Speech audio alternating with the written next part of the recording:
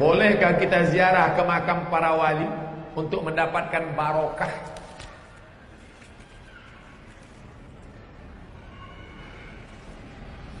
Ada barokah Nabi.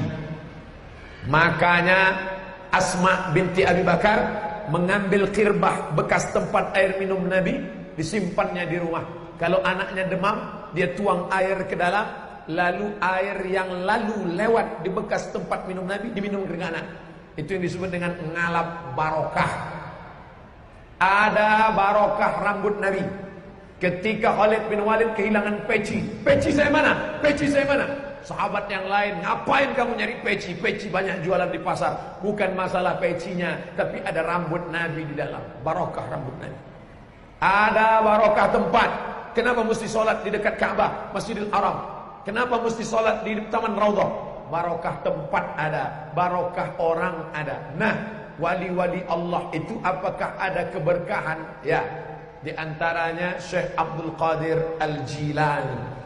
Jadi kalau ada orang bertawassul kepada Allah dengan wali-wali Allah, dalam kitab Al-Mawsu'ah As-Yusufiyah fi Adillatis Sufiyah, ulama dari Damaskus Suriah, orang yang berdoa di makam para wali, tidak menyembah kubur, bukan menjadikan kubur sebagai berhala, tapi mereka bertawassul kepada Allah dengan berkah kedudukan seorang wali di hadapan Allah. Syekh Abdul Qadir Al-Jilani, salah satu wali Allah yang diberikan rekomendasi oleh imam ahli hadis ahli fiqih dari kalangan mazhab Syafi'i, Imam An-Nawawi mengatakan Imam Syekh Abdul Qadir Al-Jilani di antara ulama wali Allah yang diberikan keutamaan-keutamaan. Maka kalau ada orang yang bertawassul kepada Allah, ya Allah, aku memohon kepada Engkau berkat kemuliaan Syekh Abdul Qadir Jailani. Bukan dia meminta kepada manusia.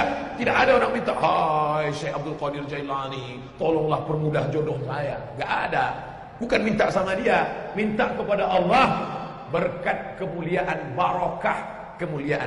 Ada barokah Al-Quran, ada barokah orang soleh, ada barokah Nabi, ada barokah tempat. Dan kita selalu meminta barokah. Kalau makan, yang diminta barokahnya, Allahumma barik lana fima razaqtana wa qina azabannar. Orang menikah, yang didoakan barokahnya, barakallahu lakuma wa baraka alaikuma wa jama'a bainakuma fi khair.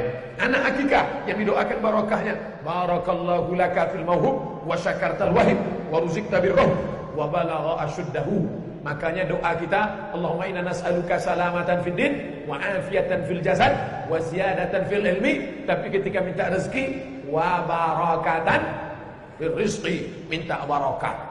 Jadi dalam istilah ngalap barokah, maka diajarkan. Apa kitab yang paling lengkap tentang ini Pak Ustaz? Ditulis oleh Syekh Abdullah bin Siddiq Al-Ghumari tentang berziarah ke makam para wali dan orang-orang soleh. Bukan meminta kepada mereka, meminta kepada Allah dengan kedudukan mereka. Mudah-mudahan kita selalu mendapatkan berkah. Berziarah ke kuburan para syekh atau para wali untuk hajat, karena beranggapan untuk meminta berkah atau keramat itu mengandung unsur syirik atau tidak?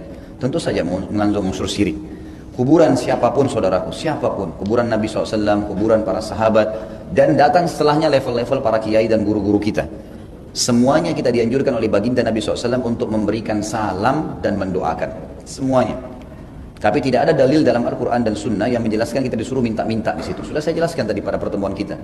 Jadi jalankan sunnah Nabi, maka akan lebih sesuai dengan apa yang diinginkan dalam syariat kita. Baca doa, doain orang tua kita kalau datang, ya Allah ampuni ibu saya, ya Allah berkahi ayah saya, ya Allah ganti kuburannya dari lubang neraka menjadi taman dari taman surga, ya Allah kalau masih ada dosanya, ya ampunilah, pertemukanlah hambamu ini dengan orang tua ini di surga Firdaus, apa saja. Kita berdoa yang baik-baik, gitu kan, semuanya baik-baik. Doakan kiai kita, guru kita, doakan kebaikan-kebaikan buat mereka, itu benar, lakukan itu. Itu sudah dengan sunnah Nabi SAW. Tapi kalau kita minta-minta di situ, saya sudah jelaskan tadi, tidak pernah sahabat ridwanullahi alaihim minta-minta di kuburan Nabi SAW. Begitu pula di kuburan Abu Bakar setelah meninggal, begitu pula di kuburan para syuhada Badar, para syuhada Uhud. Belum pernah ada satu riwayat pun mereka datang minta-minta di situ. Padahal itu syuhada, orang yang mati di medan perang, gitu kan. Tapi ini semua memang tidak dicontohkan oleh Nabi SAW. Maka cukupkan dengan perintah beliau, saudaraku. Kalau anda menghormati baginda Nabi SAW, maka murnikan ajarannya.